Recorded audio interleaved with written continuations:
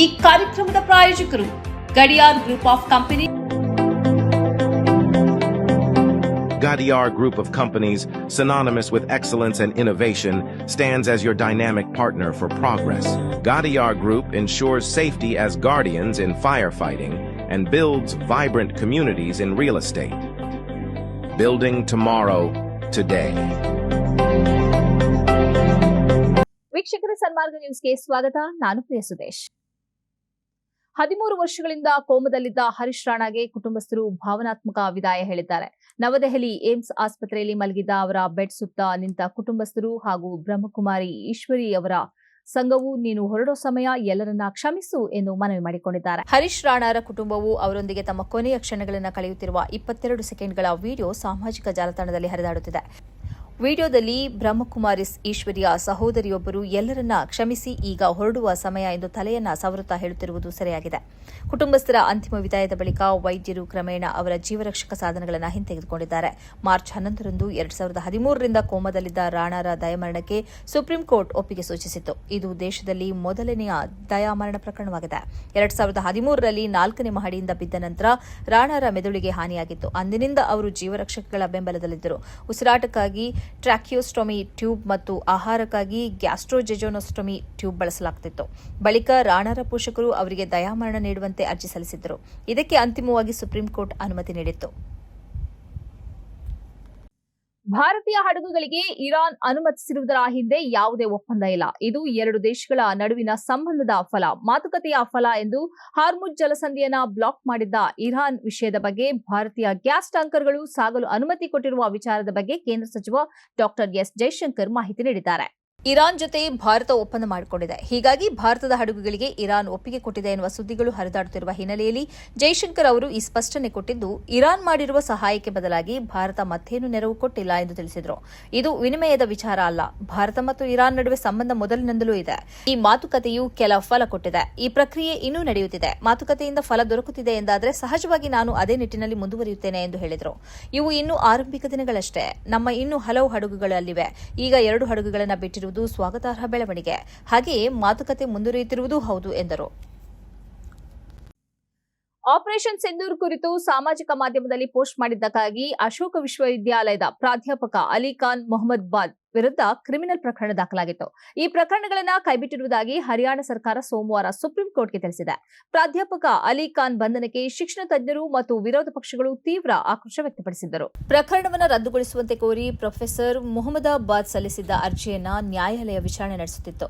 Supreme court ಈ ಹಿಂದೆ ರಾಜ್ಯ ಸರ್ಕಾರವನ್ನು ಈ ವಿಷಯವನ್ನು ಮರುಪರಿಶೀಲಿಸುವಂತೆ ಮತ್ತು ಪ್ರೊಫೆಸರ್ ಮೊಹಮ್ಮದಾಬಾದ್ ವಿರುದ್ಧ ಕಾನೂನು ಕ್ರಮ ಜರುಗಿಸಲು ಅನುಮತಿ ನಿರಾಕರಿಸುವ ಮೂಲಕ ಪ್ರಕರಣವನ್ನು ಮುಕ್ತಾಯಗೊಳಿಸುವಂತೆ ಒತ್ತಾಯಿಸಿತ್ತು. ಕಳೆದ ವರ್ಷ ಮೇ ತಿಂಗಳಿನಲ್ಲಿ ನ್ಯಾಯಾಲಯವು ಪ್ರಾಧ್ಯಾಪಕರಿಗೆ ಮಧ್ಯಂತರ ಪರಿಹಾರವನ್ನು ನೀಡಿತು ಮತ್ತು ಮೊಹಮ್ಮದಾಬಾದ್ರ ಪೋಸ್ಟ್ನಲ್ಲಿ ಯಾವುದೇ ಅಪರಾಧವಿದೆಯೇ ಎಂದು ಖಚಿತಪಡಿಸಿಕೊಳ್ಳಲು ವಿಶೇಷ ತನಿಖಾ ತಂಡ ರಚಿಸುವಂತೆ ಸರ್ಕಾರಕ್ಕೆ ನಿರ್ದೇಶನ ನೀಡಿತು.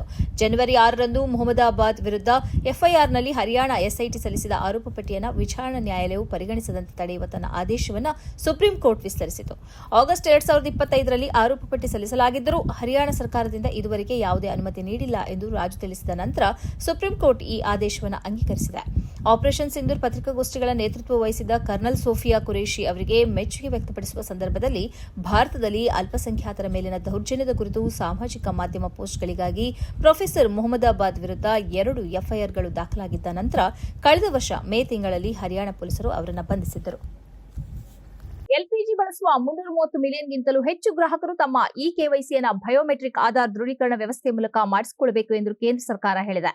ಎಲ್ಪಿಜಿ ಅಕ್ರಮವನ್ನು ತಡೆಯಲು ಈ ಕ್ರಮ ಕೈಗೊಳ್ಳಲಾಗಿದೆ. ಎಲ್ಲಾ ದೇಶೀಯ ಎಲ್ಪಿಜಿ ಗ್ರಾಹಕರು ಇ ಕೆವೈಸಿಯನ್ನು ಪೂರ್ಣಗೊಳಿಸಬೇಕಾಗುತ್ತದೆ. ಈಗ ನಿಮ್ಮ ತೈಲ ಮಾರ್ಕೆಟಿಂಗ್ ಕಂಪನಿಯ ಮೊಬೈಲ್ ಅಪ್ಲಿಕೇಶನ್ ಮತ್ತು ಆಧಾರ್ ಫೇಸ್ ಆರ್ಡಿ ಅಪ್ಲಿಕೇಶನ್ ಬಳಸಿ ನಿಮ್ಮ ಮನೆಯಿಂದಲೇ ಪರಿಶೀಲಿಸಿ ಎಂದು ಪೆಟ್ರೋಲಿಯಂ ಸಚಿವಾಲಯ ಎಕ್ಸ್ನಲ್ಲಿ ಹೇಳಿದೆ.